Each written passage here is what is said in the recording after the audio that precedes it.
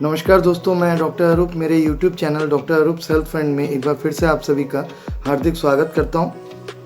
14 नवंबर को world diabetes day के रूप में पूरी दुनिया भर में मनाया जाता है। उस दिन को मनाने का पीछे जो मकसद यही है कि जो डायबिटीज़ के पेशेंट है वो ज़्यादा से ज़्यादा अपने डाइट और अपने लाइफ स्टाइल को मॉडिफाई करे और डायबिटीज़ को हराने के लिए हर पल हर संभव प्रयास जारी रखें, वो दुखी ना हो और अपने लाइफ स्टाइल को इस तरीके से मॉडिफाई करना चाहिए और अपने डाइट को इस प्रकार से बैलेंस करना चाहिए जिससे डायबिटीज़ के ऊपर वो हमेशा काबू रख सके और डायबिटीज़ इंसान के बॉडी को किसी भी तरीके से नुकसान ना पहुंचा सके।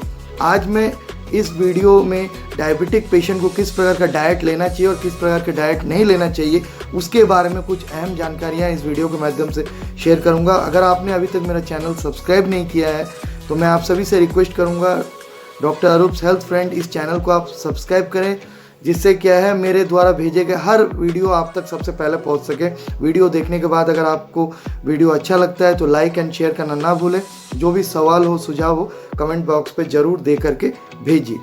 डायबिटीज़ क्या है इसके बारे में मैं खास जानकारी आपको देने की शायद आज आवश्यकता नहीं है। हर किसी को मालूम है कि डायबिटीज़ एक मेटाबॉलिक डिजीज़ है जिसमें क्या होता है, शरीर में कुछ भी खाओ पियो वो शुगर में कन्वर्ट हो जाता है। पेनक्रियास जो इंसुलिन बनाता है वो कई बार इंसुलिन कम बनाने की वजह से या इंसुलिन के डिस्ट्रीब्यूशन में इम्बैलेंस आने की वजह से जो शुगर है वो डायरेक्ट ब्लड में आ करके उसकी मात्रा बढ़ जाती है, उसे ही हम डायबिटीज़ कहते हैं। इसके कई तरीके के कॉम्प्लिकेशंस रहते हैं, यूरिन ज़्यादा लगना, प्यास ज़्यादा लगना, भूख ज़्यादा लगना, कमजोरी, थकावट, घाव का बना रहना, यूरिन इन्फेक्शन, कई तरह के लक्षण आते हैं। मैं आज इस वीडियो में डाइट के ऊपर ज़्यादा इम्पोर्टेंस देने के लिए आया हूं और मैं जानकारी दूंगा किस प्रकार के डाइट को आप मॉडिफाई कीजिए।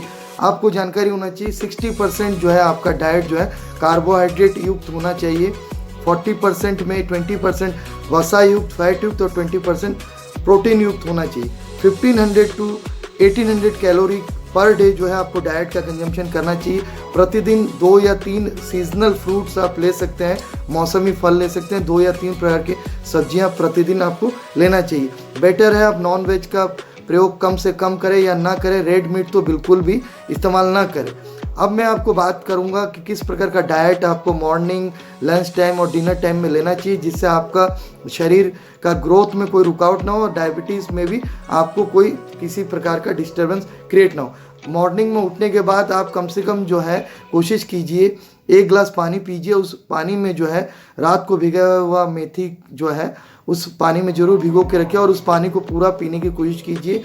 हाफ चम्मच मेथी जो है हर दिन रात को सोते वक्त में भिगो दीजिए 1 गिलास पानी में और सुबह को आप उस पूरे पानी को, मेथी को छान करके आप बाहर कर दीजिए, उस पूरे पानी को पी सकते हैं। इसके साथ साथ आप 1 घंटे बाद जो है आप शुगर फ्री बिस्किट के साथ में ग्रीन टी या नॉर्मल टी जो है आप पी सकते हैं जिसमें शुगर बिल्कुल प्रयोग नहीं करना है। जो बिस्किट आप प्रयोग करेंगे वो शुगर फ्री जरूर रहना चाहिए।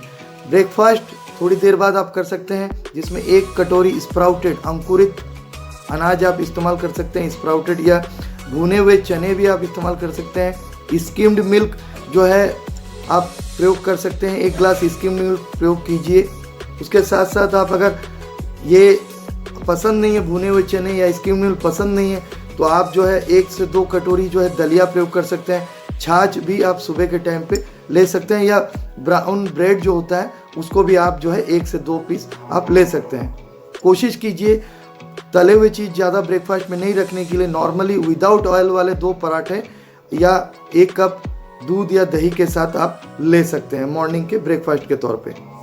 ध्यान रखिए डायबिटीज़ में थोड़ा थोड़ा खाना चाहिए, ब्रेकअप मील्स के ऊपर ज़्यादा जोर दिया जाता है। आप 3 बार नहीं, आप 5 बार खाना खाइए लेकिन थोड़ा थोड़ा खाइए। एक साथ ज़्यादा खाएंगे तो शुगर का जो है ब्लड में क्वांटिटी जो है, मात्रा जो है वो बढ़ सकता है।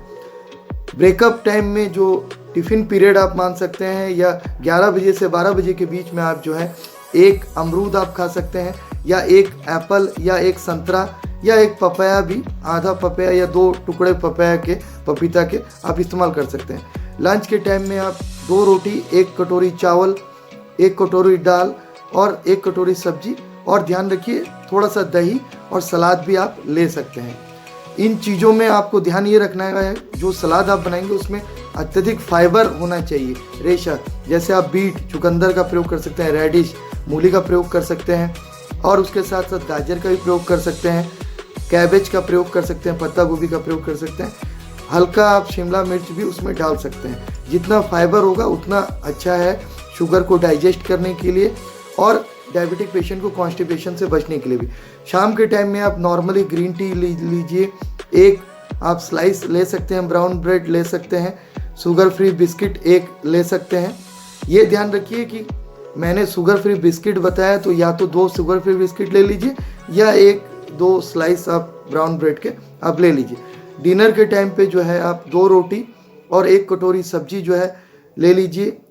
कोशिश कीजिए कि सोने से पहले जो है 1 गिलास गर्म दूध पी सकते हैं, जिसमें आप आधा चम्मच जो है हल्दी का पाउडर जो है मिक्स कर सकते हैं। बेटर रहेगा हल्दी जो है आप मार्केट से कच्चा वाला ले करके आइए, उसी को ही पेस्ट करके भी आप रख सकते हैं, या उसको सुखा करके भी कच्चे हल्दी को आप अपने उसमें मिक्सी में पीस करके पाउडर ग्राइंड करके निकाल करके आप उसका भी प्रयोग कर सकते हैं, बशर्ते कि आप रेडीमेड पाउडर ना खरीद करके।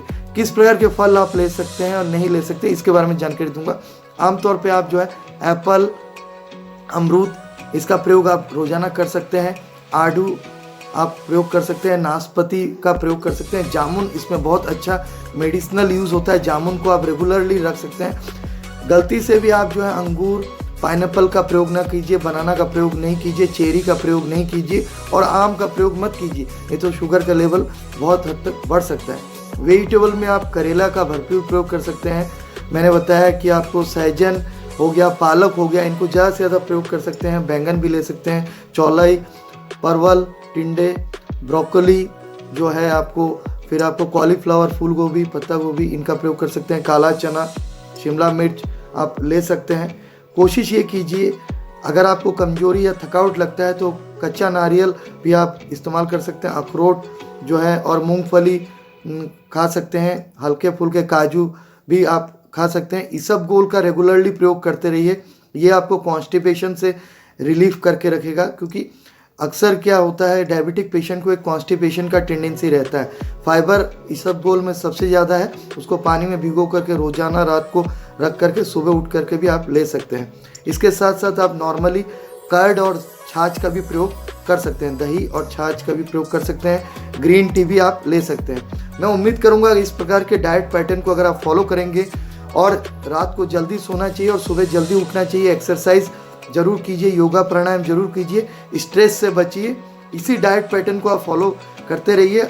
अगर नॉनवेज में आपको बहुत ज़्यादा रुचि है तो रेड मीट आप बिल्कुल मत खाइए, नॉर्मली अंडे को आप प्रोटीन के तौर पे ले सकते हैं और नॉर्मली फिश को भी आप प्रयोग कर सकते हैं। अगर आप इन चीज़ों को फॉलो करते रहेंगे तो मैं उम्मीद करता हूँ जो डायबिटिक मेडिसिन के साथ आपके बॉडी में जो है वीकनेस नहीं आएगा और वेट भी आपका नॉर्मली मेंटेन रहेगा, वेट लॉस नहीं होगा। तो अक्सर देखा गया डायबिटिक पेशेंट का वेट लॉस भी एक तरीके का सिम्टम्स होता है। अगर आपको मुझसे किसी भी तरीके का चिकित्सकीय सलाह या परामर्श की आवश्यकता है तो मेरे तीनों क्लिनिक्स के एड्रेस और मेरा WhatsApp number, YouTube profile, Instagram, Facebook और ट्विटर में डॉक्टर अरूप कुमार दास पेज में भी उपलब्ध है। आप वहाँ से भी मुझ तक संपर्क कर सकते हैं। धन्यवाद, नमस्कार, जय हिंद।